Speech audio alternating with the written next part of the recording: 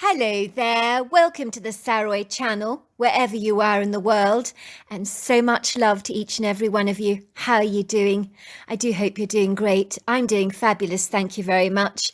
And go and spoil yourself. I always say that. It's so important that we take care of ourselves and treat ourselves from time to time, because that's what life is about. And I do hope that these stories are treats for you, because that's exactly what they're supposed to be, so that you can relax and enjoy a fabulous story. And this is part 2 of our story tonight, but it's a completely different Bigfoot encounter. So really, part 1 and part 2 are actually separate stories, but obviously to do with the same lady. And let's get started with the rest of tonight's story.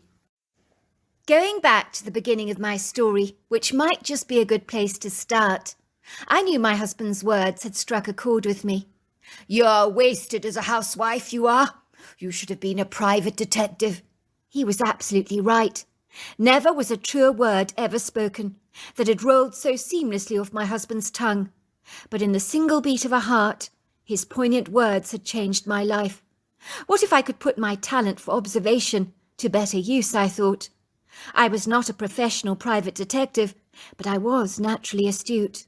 I might be able to help people out. So I wrote a note on a piece of blue cardboard, which read the following. "Are you looking for answers? Perhaps you suspect your spouse is cheating on you. I will uncover the truth at a very small price. Please call Merrill on 3342-562. I had asked the butcher, the baker and the greengrocer if I might put my note on their window. Suffice to say they'd been rather amused when they read the note that I'd pinned proudly onto the interior glass pane. "Be my guest, Merrill," they would chuckle. "Good on you, girl, and good luck. Not that you're going to need it, of course. Let's just say, Merrill, anyone who hires your services is not going to be remotely disappointed. You'll get them answers all right. I just pity the person that is caught out for their mischief, as you will leave no stone unturned, I'm sure. And let's just say their dirty laundry will become very conspicuous." At the time I was living in a cute little historic town called Pinville with my husband and my 2 boys, Hamish 12, Knox 10, whom, unlike me and my husband, were rather self-effacing children growing up.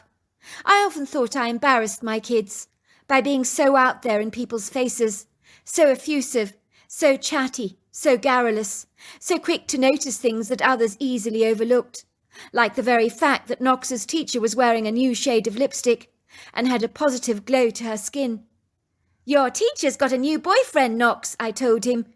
He responded, "Keep your bat out of my teacher's business, Mum. Don't start gossiping about her, will you please? Don't tell everyone in town what you know." My kids hated my articulate perception, my powers of discernment, which caused them to burrow in their shyness like a rabbit charging for cover to the safe confines and insulated security of its warren. They would squirm with self-consciousness and unabashedly demand me to stop humiliating them and putting my nose into everyone's business. I know they were right, of course, but I couldn't help myself if I just noticed things. Our beguiling whitewashed farmhouse, with its generous French windows, looked like a gleaming pearl, nestled in the viridescent splendour of the southwestern Kentucky mountains, in Bell County, on a small plot of land that gave you the distinct impression it wasn't so small at all, as the surrounding landscape snuggled itself cosily around our home, like a large effusive hug that seemed to magnanimously stretch out for an eternity. The lavish views were not for the faint-hearted, for the arresting mountains thrust their powerful, sturdy contours into the sky with a cocky self-assurance and pride, like solid, dependable, steadfast friends that remained stoically composed, come rain or shine, and smiled in your daily morning lens when you arose every morning from a good night's sleep, to be greeted by the same reassuring views day after day that comfortably reminded you that this was home.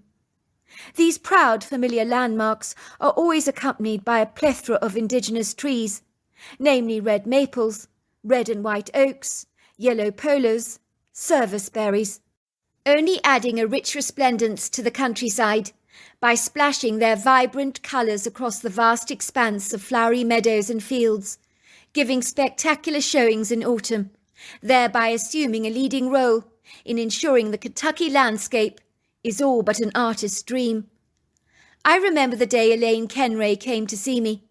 I'd seen her around town before, shopping at the grocer's, buying bread at the baker's.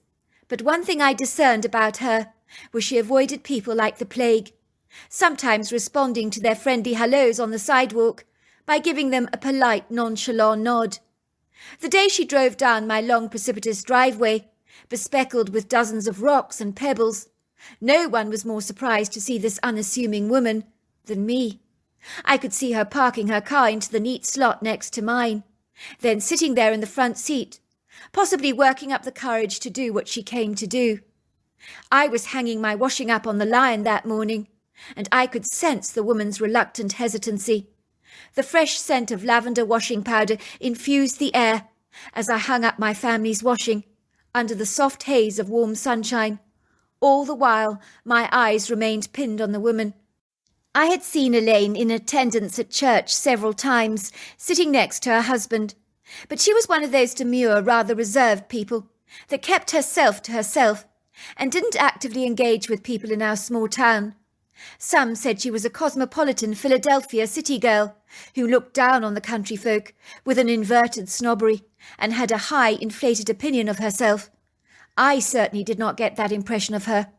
On the contrary, I saw her as desperately shy, too afraid to interact with others. She distanced herself from people because of feelings of inadequacy. That was what I got from her. The woman climbs out of her car reluctantly. She's extremely hesitant. I imagine her mind is whispering, "Don't do this," but another more powerful force within her propels her ever forward. She glances up in my direction and watches me hanging the washing on the line. I see her face physically relax, as if seeing me engaged in such a mediocre, mundane activity makes me come across a lot less intimidating and daunting. She walks over towards me, helps me pin up the rest of my washing, without saying a word. She seems grateful to keep her fingers busy. "I saw your advertisement, pinned up in the window at the grocer's. I've heard about you before. Some people describe you as the town Hercule Poirot. I was thrilled when I saw your pin-up because I really could do with your help. And I'm willing to pay well, if you can find some of the answers I'm looking for, to prove that I'm not going completely mad." I look up at the woman and study her curiously. "It's your husband. You want me to find out if he's cheating on you. Is that right?" "That's right," she says, looking surprised and stunned at the same time. "How could you possibly know that?" "Call it a good guess," I say. "Well, if you must know, you have dark circles under the eyes that suggest you haven't been sleeping. You're wearing your cardigan inside out, with the label showing, which suggests your mind is otherwise engaged on more pressing matters. You were hesitant to get out of your car just now, and since we've been talking, you've been biting your lip nervously, furrowing your brow all the time. You look like a woman that wants to know the truth, but doesn't really want to know it, like you'd prefer to run and hide away, and pretend none of this was actually happening. But there's a greater part of you, your higher self perhaps, that refuses to be a mug and wants to find the truth." "Wow, I couldn't have said it better myself. That's exactly how I feel. I want to know if my husband is cheating on me, but I don't. You see, if I pretend nothing is going on, then I can go on living my life as normal, with the benefit of denial as my umbrella of security, wrapping me safely up in a bubble of self-preservation so that nothing can hurt me or offend me. But then lying to myself like this, not facing the truth, is being a coward, is it not? I can't abide the thought of being a coward. My dad was in the military, you know. That man had so much courage. He'd lay down his life for a fellow American in a heartbeat. He would say to me, 'I do what I do so that you and your children's children can live in peace.' I feel like if my dad could have such guts, how can I be so pathetically fearful of my husband cheating on me? I mean, it happens, doesn't it? Fidelity is not as sacred as it once was. The problem is, when it happens to you, it's so personal. It really, really hurts." I raise my brow. Well, there you are. My guess is you do know your husband is cheating on you. Most women, even the less intuitive ones, sense these things. A person who's having an affair gives themselves away in a plethora of little things they do, and quirky, peculiar behaviours that can so easily be overlooked or explained. You're right. I know he's having an affair. I know in here, says the woman, pressing her hand on her heart. It's a gut feeling. In what way have you discerned that he's cheating on you, I ask, pinning up a pillowcase on the line, while the woman who insists I call her Elaine hands me a peg. Well, for a start, he's barely touched me, or even given me a hug these days. And when I ask him why there's no intimacy between us, he tells me he has a headache or is terribly tired. He claims he's working very hard, but he slips out in the middle of the night. I ask him where he's going. He says he's taking a walk as he can't sleep, and that a walk at night relieves his insomnia. But he drives to his walking destination, which is very suspicious in itself. When I have offered to accompany him on one of his walks, he jumps down my throat and tells me that he needs time to himself. I've seen him packing cold wine and snacks into his trunk, so he's up to something. When he returned from one of his walks, there were strands of hay and moss dangling in his hair. I mean, how does that happen? I found lipstick on his collar once in a coral colour that I would never wear, because it's too soft for me. Of course, when I challenge him and tell him that I know he's cheating on me, he becomes reactive. He tells me it's all in my head. He's making me feel convinced I'm losing my mind, that I'm imagining everything, but I know I'm not. Of course he's denying it, I say. He wants you to believe you are going mad. So I guess what you want me to do is to get the photographic evidence. Is that right? And confront him with it. That's right. I also need to find out who she is, and how she met my husband. If you take photographs for me, the evidence of my husband's infidelity will be clear. He'll also have to agree to a reasonable divorce settlement.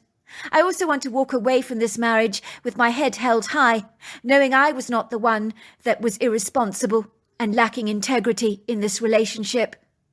I just need you to know, Elaine, that I'm not a professional sleuth, I tell her.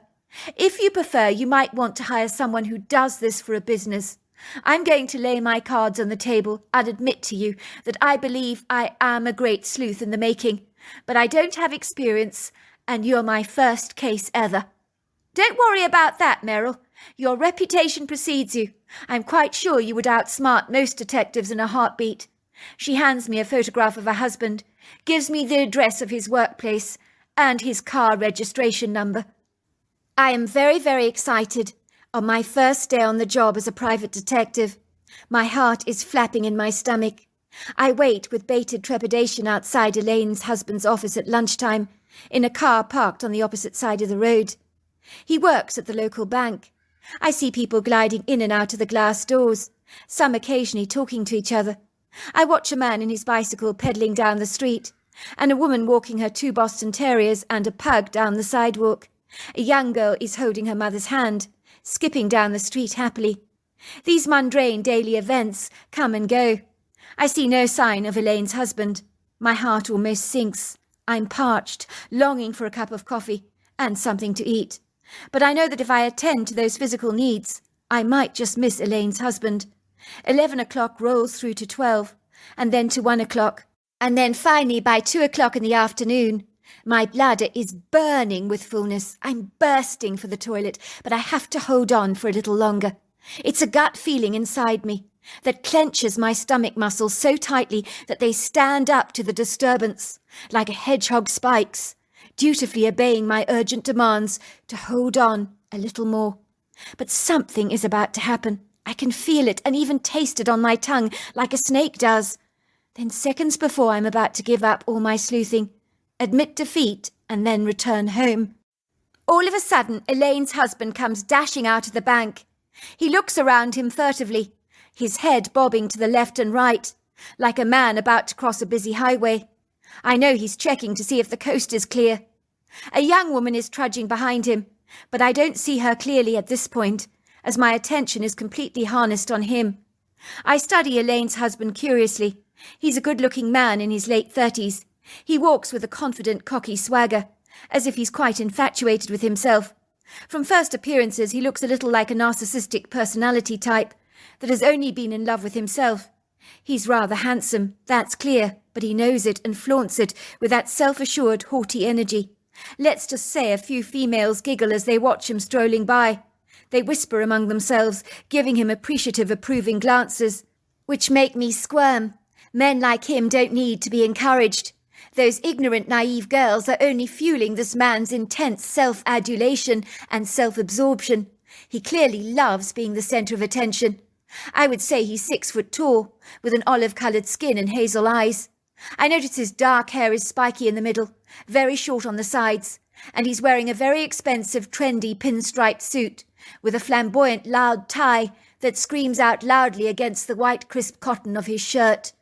I literally cross the road to the opposite pavement and trundle behind him, keeping a safe distance. The woman who had been walking behind him now moves to his side, as they finally enter the Italian restaurant together. I'm standing behind the woman in the restaurant while waiting to be chaperoned to a table. I notice she's a striking woman of about 5'6", in her early 30s, with shoulder-length auburn hair, blue eyes and a fair skin.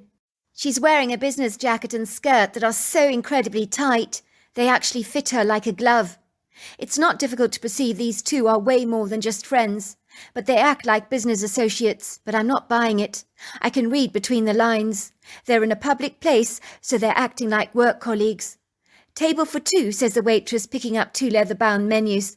The couple nods eagerly. She guides them to a private, discreet table in the far corner of the restaurant, which they point to eagerly. So I choose a table, the only one that is directly behind theirs, which I hope is not too obvious, but I'm acting as if I'm waiting for 3 other people to join me, seated at a table for 4. I'm in a conspicuous position, too conspicuous to take any snaps, but close enough to eavesdrop on their conversation. If the restaurant remains pleasingly quiet, that is. "You don't think anyone suspects us," says a woman, looking around the restaurant nervously, her gaze briefly filtering in my direction, but I pretend to be stuck in my book. "No, of course not. As far as anyone else is concerned, we're just having a business meeting together. You're my secretary. I've taken you out to lunch to discuss my weekly itinerary. As long as we don't draw any attention to ourselves, no one will ever suspect a thing." The woman responds, "But I've noticed Colleen at work. She keeps giving me these funny looks every time I go into your office. She's watching me like a hawk all the time." "Ignore her. The woman's just a bitter old jealous hag. She probably wishes she was you." "But I thought you said your wife has recently become suspicious as well. I mean, doesn't she think it's weird that you keep going out at night for a walk and returning home much later?" "Well, how else are we going to spend any quality time together? It's the best excuse I can come up with. Besides, I don't think Elaine is the brightest brick in the block, let's just say. I tell her that work is very stressful and that I need plenty of exercise. I think I fobbed her off very nicely." "But if my husband were slipping off at 10 every evening and returning at 12, I'd know something was cooking in the pot." "Well, that's because you're not just a pretty face, are you, sweetheart? You have some active brain cells in that smart little head of yours. But Elaine, she's docile like a lapdog that accepts everything that's thrown at her. That woman has no self-respect whatsoever." "How much longer is this going to go on for? I mean, I don't fancy being the other woman for much longer. When are you going to make an honest woman out of me?" "There's no need to rush things, Sonia. We've got all the time in the world to be together. Besides, you also have to play your part in speaking to your man." Unfortunately, a few more people came into the restaurant and were talking so loudly, laughing and clinking glasses of wine together, that the voices opposite me had been drowned out and washed away by the excitable chitter-chatter of people who were getting very enthralled about the weekend ahead, and had got off work early, it would seem. Regretfully, I could no longer eavesdrop on Elaine's husband's conversation. The couple soon became buried among the tables that were now filling up with a plethora of people, eager to enjoy a belated lunch. I'd heard enough, though. I could establish that Elaine's husband George was almost certainly having an affair with his secretary, who was a whole lot more interested in him than he was in her, although her ignorance in this regard was rather mind-blowing. She didn't ascertain that she was actually being used as like a fun toy, and that her boss's designs on her were very short-term. I didn't get the impression he really wanted to dump his wife Elaine, although it was clear he had no respect for her. He was the kind of man that would promise women the earth, have an affair with them, groan and moan to them about his wife, and spit out the new lover when he was bored. I'd hasten to say that this was a man who had had many affairs behind his belt, like notches on his bedpost. Furthermore, he was the kind of man that would own a little black book, that would score a woman out of 10 who he dated, as that was the extent of his juvenile, immature depravity. I think his secret life beyond his marriage was just a big boost to his ego. As narcissistic, it would seem he was. As I watched George and his secretary Sonia that day, chatting away garrulously, even though they made no physical attempt to touch each other, it was profoundly clear that they were very much involved. Suffice to say, given that it was a Friday, veering onto the weekend, I had my suspicions that George might choose to go for one of his evening walks tonight, which would mean I would be on night duty, keeping watch over Elaine's family farmhouse. I knew my husband would be less than enamoured about this prospect, but I needed to get some evidence for Elaine, and taking pictures with a flashlight on my camera was not going to be easy, but it had to be done. "Why on earth are you doing this?" my husband complained. "It's one thing to follow the man around during the day, but at night it's a whole nother story. If they see your camera flashing, they're bound to smell a rat." "I tell you what, Mum, I'll come with you," says Hamish, my son. "That way, if you take a picture of them, you could pretend you're taking a picture of me." "All right. It might not be a bad idea. You can come along then." Hamish's account. I was excited to be going sleuthing with my mother. I fancied the idea of following a man around who my mother insisted was having an affair, outside his own marriage, with his attractive secretary Sonia from work. But she needed photographic evidence to give to her client Elaine. Thereby her client could confront her husband George with a tangible proof of his indiscretions, and then file for divorce. My father was less than enamoured about my mother doing this outlandish job on a limb like this. I could tell that even though I was 16 at the time, he was a lot happier that I was going along for the ride. While my brother Knox wanted nothing to do with such venturesome activities, he infinitely preferred to read up all about things like this in his wild detective novels, where villains are always incarcerated and the hero emerges through the debris and chaos of a gruesome murder, like a heralded knight in shining armour. My mother could be impetuous at the very best of times, with an unbridled lack of self-restraint that could land her in some really precarious, tricky situations if she wasn't careful enough. Worse still, my mother did have a wagging tongue that needed to be reined in at times. You don't earn a reputation as a town gossip for nothing, and my mother's tongue was agile in its flexibility, that was for sure. My mother had informed me that this gentleman we were spying on called George Farrell. That's if you can actually call him that. In my opinion, the word gentleman is deservedly earned. It's not given to the dregs of society that are not worthy of such illustrious acclaim, based on their abysmal self-conduct and their shabby treatment towards the fairer sex. But enough said about that. I had seen George in church many times before, and even on first impression, I had never warmed to him. My mother believed he was a narcissistic personality type. I believe she was right. He wore such a smug, conceited expression on his face, as if the whole world owed him a living. I also discerned that he didn't have many male friends, but the less discerning woman would swoon over him, based on his very good looks. That I did notice. It was based on my mother's hunch that me and my mother were seated on the edge of a dirt road, not far from the Farrell farmhouse, where we parked under a couple of tall oak trees, hoping to be inconspicuous. It was a Friday night, and at about 9:20, but my mother and I tuned into the radio and drank some hot coffees we had purchased at the petrol station earlier on, with a couple of donuts. It was quite a dark night, and there was a gentle wind blowing, but once it got to 11:30, my mother was about to call it a night. "I'm sorry, Hamish, my hunch was obviously wrong," she says, starting up the car with a disappointed edge to her voice. "Hold on, Mum," I point out to her excitedly. "There's a car leaving the Farrell residence right now." My mother said nothing. We surreptitiously followed the white BMW on the long dirt road, keeping a fair distance behind, so that George, who was clearly the driver, didn't know he was being shadowed. My mother's car rolled past two cars parked outside the local woodgrove a little later on. a red Cooper Mini, and George's white BMW, in an area popular with hikers and dog walkers alike.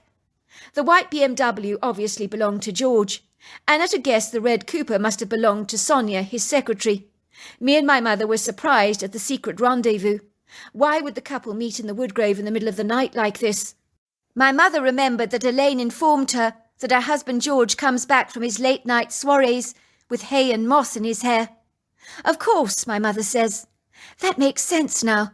They come here as George's secretary Sonia is also married. Why didn't I think of that before? I noticed she was wearing a wedding ring at the restaurant, but I just didn't put two and two together. Maybe here in the woodgrove it's easier to keep their affair secret away from the prying eyes of the locals. But I am rather bewildered that Sonia's husband doesn't appear to notice his wife is sneaking out. Well, there could be a simple explanation for it. Maybe she puts sleeping tablets into his coffee. Or perhaps he just nods off in front of the television and is a very deep sleeper. Doesn't notice his wife disappearing. My mother pulls in her car besides the red Mini Cooper and finally parks. We're going to creep into the forest, she says, and we're going to spy on them. Think of it like a military expedition, where we're making our way discreetly across enemy lines. We cannot be caught. Do you understand that? I want you to make absolutely certain you run slowly from tree to tree and try not to make any sound. If the worst comes to the worst and they see my flash going off and catch us in an unguarded moment, we'll pretend we're taking pictures of each other. As they don't have a monopoly over the woodgrove, it's a free country. Lots of people go for late-night walks and strolls, coon or coyote hunting as well, so we have got as much right to be here as they have. My guess is they're canoodling on a rug in the woodgrove, drinking wine together and talking. If they're too absorbed in each other, a couple of clicks from my camera is unlikely to get their attention. They might look up and say, "What was that?"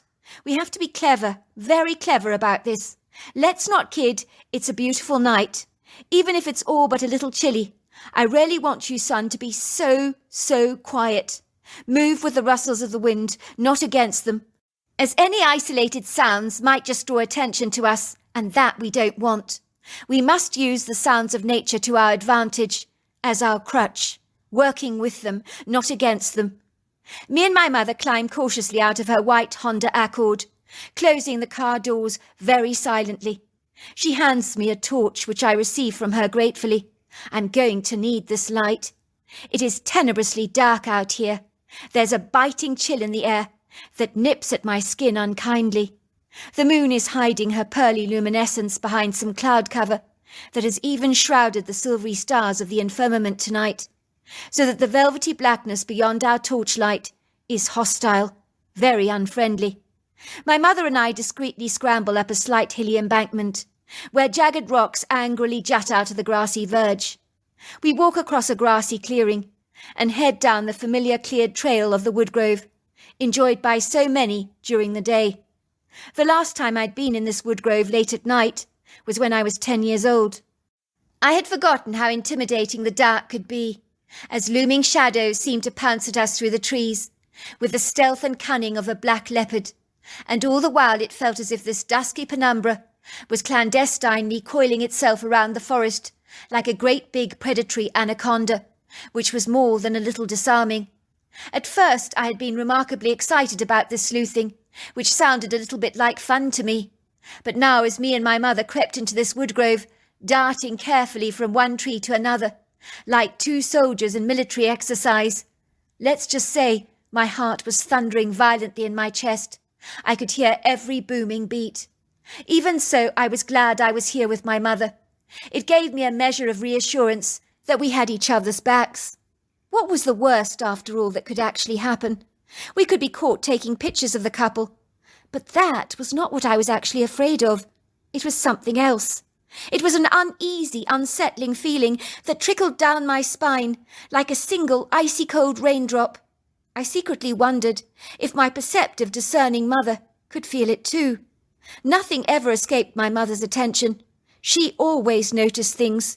Something felt distinctly wrong about this woodgrove tonight, as if something was out of alignment. And that was when it dawned on me. There were no crickets and frogs serenading the night with their regular, familiar, tuneful chorus. Wasn't that more than a little odd? Why was the forest so quiet tonight? The stillness itself sprinkled the forest with a sense of foreboding, showers of trepidation that nagged at my intuition, arousing my senses to a state of high alert. The whispering wind that whistled through the trees only added to the bodeful ambience. It felt as if between every dark shadow, eyes buried themselves beneath the shrouded blanket of twilight. It felt as if me and my mother were being watched. But by what? Without the light of my torch, I don't mind confessing that I would never have had the guts to go into this woodgrove tonight, as devoid of the silvery shafts of moonlight that would normally soften the dusky wilderness with a subtle ethereal light. I would not have been able to enter this space. The moon seemed tucked away tonight by a smouldering cloud cover. Aside from anything else, although the ground beneath our feet was soft and spongy to the touch, we pressed our rubber soles on the path as quietly as we could, ambling into the heart of the woods, moving with the sounds of the wind, so that we would sound ourselves like the rustling leaves. There were gnarled, angry roots that jutted out their uneven, bulky appendages from the forest floor, like hungry tentacles waiting to grab an unsuspecting foot. But luckily we managed to bypass their eager traps. The trees tonight were like dark, unfriendly cardboard cutouts of immense stature and girth that thrust their powerful contours into the dark expanse, moved their heavy boughs, that rustled in the wind like cheerleaders' pom-poms. My mother is indicating for me to follow her. She's telling me to switch off my torch, and I know why. I hear muffled laughter and voices, one male, one female. Who in their right mind would think it was romantic canoodling in the woodgrove on a night like this, when the entire forest is privy to your infidelity, while every tree, every green leafy fern, every shrub is eyewitness to your treachery, as let's just say, the forest is alive. All these trees are silent witnesses. My mother's hands are trembling with excitement as she holds on to her camera. We position ourselves behind a large oak tree. The couple are cast in a bright light, as several portable battery-operated lights have illuminated the picnic space, so we can see them pretty well. The couple appear to be doing up buttons, so I'm glad we missed the start of this movie. They're now sitting down on a rug drinking wine, clinking wine glasses, occasionally kissing. It would seem that any photographs my mother now takes will definitely confirm George Farrell's infidelity, but she needs to be careful, very careful. My mother manages to snap a picture. The couple become nervous and edgy. "What's that?" said the woman, looking around herself. "Something flashed. Did you see it?" "It's probably nothing," said the man, putting his arms lovingly around the woman. The woman shakes her long hair. "Something's off about this forest tonight. It feels different. It feels like we're being watched." "Right," laughs the man. "I think it's your imagination, playing tricks on you. It's possibly because the moon is hiding her face tonight behind some cloud cover. It's naturally going to make the forest seem daunting." All of a sudden, the remorseless sound of prodigious heavy feet thunder violently through the forest, becoming incredibly conspicuous. There is a palpable sense that something big is hurtling towards us. It sounds like a furious, incandescent rhino with an axe to grind.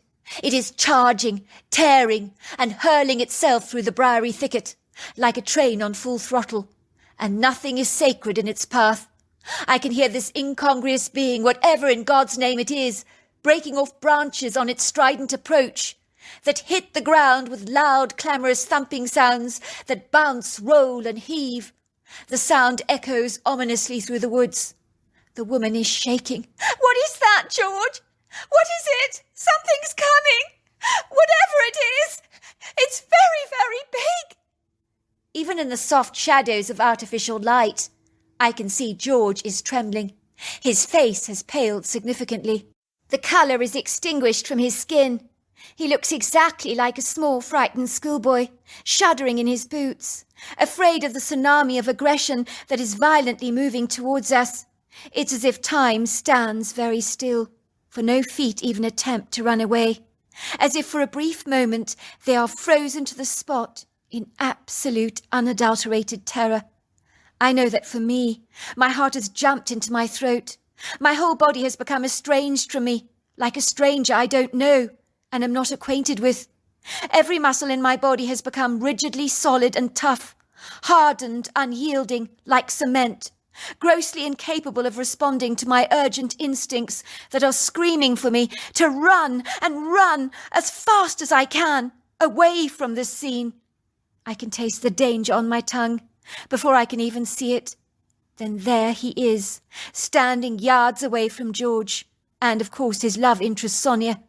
I know at once what this creature is.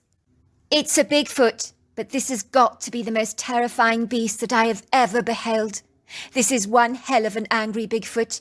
I could swear even smoke is emerging from his flared nostrils. He is glaring at both Sonia and George, with indignant red eye shine that is terrifying to behold. He looks like a creature that could have descended from the gates of hell itself. All he needs in his hand is a pitchfork, and that would do very nicely. Shadows of the battery-operated light are cast over the creature so he can clearly be distinguished in great detail. I would say he's easily over 9 foot tall, 4 foot wide across the shoulder area, and let's just say he would break your bathroom scale. He weighs that much. He's built like an army tank, powerful, lofty, mighty, strong. His human-like face is dappled with primate influences. The creature lunges confidently towards both Sonia and George, screaming at them so loudly that the ear-piercing murderous noise cuts through bone, marrow and sinew, and could so easily shatter glass. Sonia screams. She grabs a torch and runs through the woodgrove, with George running behind her. The creature grabs George by the collar of his shirt, pulling off half of his collar, which is dangling in his hands. He throws George to the ground. George lets out a discomposing scream, so terrifying that it plunders through the forest like a high-pitched warning siren. George is trembling, but manages to pull himself up from the ground. How he does this, I can't fathom. He seems to find his feet, but look like he's wading through treacherous muddy water, and is awkwardly stumbling all over the place, like a heavy piece of ungainly, cumbersome furniture. The Bigfoot is screaming. He points to the picnic blanket, to the wine glasses, the artificial lights. The creature is stamping his feet belligerently, massaging his chest with powerful punches, as if to exert his dominance. George attempts to run away again, but his legs seem to give way beneath him. The creature is furious, dragging him back by the scruff of the neck, pulling him across the ground. The sound of my mother's voice breaks the silence. "Pick up your picnic stuff, George, right now. Get the hell out of this forest or he'll kill you. You're trespassing on his land. He wants you to remove your stuff and go. Then he won't hurt you." George is surprised to hear my mother's voice and obediently gathers his things together. My mother dashes out from the tree she's been hiding behind to help him, paying very little regard to her own safety, as she's confident the Bigfoot means us no harm, as long as we get the hell out of the forest and pick up the mess. I stumble away from my hiding place to help. George gathers his stuff off the ground. It feels like being at a boarding school and being caught having a midnight feast on the school grounds by a disagreeable, cantankerous headmistress who is hovering over us to get everything cleared up. The Bigfoot has calmed down significantly. He's grunting to himself. And then the three of us walk through the forest with the Bigfoot walking behind us, escorting us out of the place to make absolutely certain we leave. I can see the red Mini Cooper has already left. The Bigfoot clearly wanted us out of his forest now. My mother was right. Did it surprise me she could read his body language? Absolutely not. She had assessed that in his eyes we were trespassers who needed to take our things and go. We had no right to be there, as far as he was concerned. My mother knew exactly what the Bigfoot wanted from us. If George had failed to understand him in any way, he might be pushing up the daisies, even as I speak, as he may have tried the Bigfoot's patience every time, by running away. So let's just say I marvelled at my mother's ability to read between the lines, as I believe she saved George's life. I hasten to say he must have agreed, as he sent my mother a huge bouquet of flowers which read, "You saved my skin. Thank you very much." To cut a long story short, Elaine was able to get a divorce from George, with the evidence from one single photograph of my mother's that she'd taken in the woodgrove that night. But after the event with the Bigfoot, George's reputation of being the town philanderer had calmed down significantly. It was like that scare with the Bigfoot had shifted something inside him, made him a more compassionate human being. My mother firmly believes his days of cheating are long behind him. She's seen the haughty cockiness in his body language has changed. I believe he's now remarried, but his love interest with Sonia died the moment she absconded from that forest in her red Mini Cooper and failed to get him any help, claiming no one would have ever believed her preposterous story, and in her opinion George was already dead, so why should she bother calling for help? I think George was so appalled that day. He woke up to the fact that cheating might not be quite so fun after all, as he had thrown away a loving wife with the bathwater who would never have treated him with such disregard. So there you are. That's my story. Wow, what an incredible story. Until next time, goodbye and good night.